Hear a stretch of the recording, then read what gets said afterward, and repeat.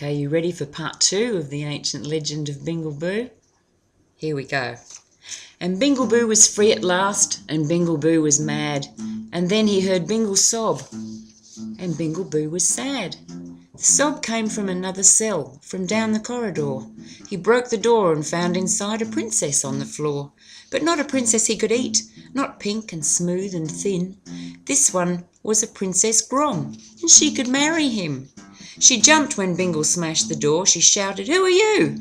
A smile appeared on Bingle's face. "Your servant, Bingle Boo. I've come to save you, noble Grom. I've come to set you free. Already I'm in love with you, and will you marry me?" She looked her saviour up and down, resplendent in his vest, and when he snapped her rusty chains, she knew he was the best. She saw a wise and loving Grom, the Grom who set her free. From then she loved him for all time. "Yes, Bingle, marry me. My name is Princess Bingle Bint, from very far away. But now I've met you, noble sir, I think I'll have to stay." He took his princess in his arms, and they fell into a kiss. The prison seemed to disappear. My goodness, this was bliss. But this was neither place nor time, and Bingle had to stop. Then someone stabbed him in the back, and shit, it hurt a lot. He turned around and saw his foe. Oh no, not Tinsel Ted. So Bingle stood on Tinsel's feet and twisted off his head. And right behind the headless knight, there with an evil glare, a beast that froze his mind with fear. Yep, filthy Fran was there.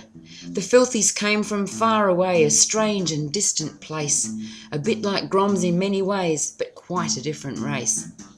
And Bingle Boo just stared at her, and Bingle was afraid. He'd heard she'd beaten 10 fine Groms with weapons that she'd made. "You shouldn't be here, filthy Fran," and Bingle made his stand. "I'll spare your life, just go away and leave our Bingle land." "Now just a minute," shouted Fran. "I'm here to talk to you, to stop the war between our folk. I'll marry Bingle Boo." Then Bingle thought for quite a time. My goodness, what a fate. I couldn't marry into such a race I love to hate. And then he felt a hand take his, and Bingle Bint was there. She stared into his bloodshot eyes, and he stroked her oily hair. "Now don't be silly, filthy Fran, I could not marry you. You're much too ugly for a Grom, as great as Bingle Boo. And war between the Groms and filth will finish when we win. To end the war by marrying you would be a mortal sin. We hate you filthies to the core. You really make us seethe. We hate the ground on which you walk. We hate the air you breathe. So go away, you filthy Fran, or soon you will be dead." She drew her sword. He bared his teeth and bit off half her head. Her blood ran free upon the ground. She gave a filthy yell. He bit a chunk out of her neck and sent the bitch to hell. He grabbed his princess by the hand and led her through the door, and then they met some angry knights. There must have been a score. "You'd better move," said Bingle Boo, "'cause Bob has set me free. So run along or stand your ground and fight the mighty me. There's always one in every crowd who'll spoil it for the rest, and brilliant Bert was looking good, dressed in his battle vest."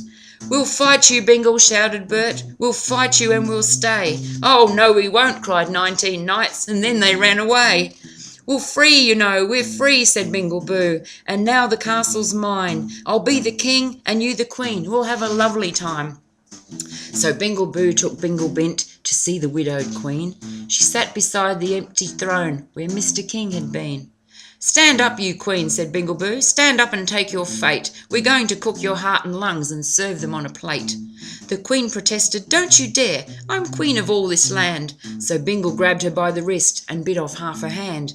He gave the flesh to Bingle Bint, who munched it for a bit, and then she said to Steeple Queen, "My God, you taste like shit.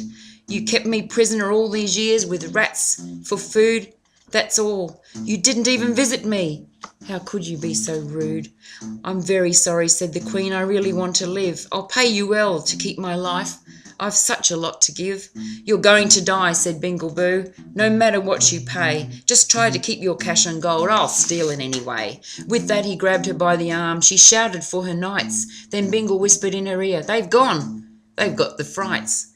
"The castle's empty," said the Bint. "It's only us and you. You're not the queen, you're only lunch for me and Bingle Boo." They lit the fire inside the hall. It warmed the room a bit. They baked the queen to tenderise, and then cooked her on a spit. And what a meal the sweethearts had! The queen had done them proud. Her corpse looked good on Bingle's plate, with garnish for a shroud. So Bingle Boo and Bingle Bint became the king and queen. They had the wedding of the year, the best there'd ever been. And all the groms from all the lands came to the wedding feast, and history declared that day the coming of the beast. And you might think, as readers do, that Bingle's tale is done.